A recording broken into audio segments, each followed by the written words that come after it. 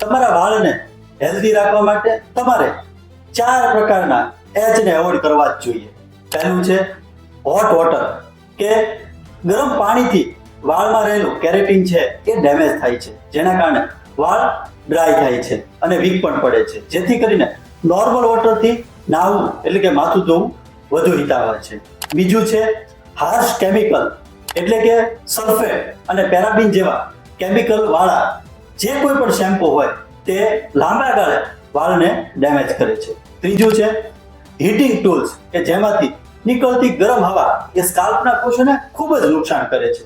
અને ચોથું hard water, કે જેની અંદર કેલ્શિયમ અને મેગ્નેશિયમનું પ્રમાણ વધુ પ્રમાણમાં હોય, જે તમારી સ્કાલ્પને રફ બનાવે છે અને ડેન્ડ્રફનું કારણ પણ ક્યાંક ને ક્યાંક બને છે. તો આપણે જ્યારે પણ કોઈ પણ શેમ્પુ વાપરીએ ત્યારે ચોક્કસથી એને જોઈએ કે તેની અંદર સલ્ફેટ ફ્રી કે પેરાબિન ફ્રી છે કે કેમ.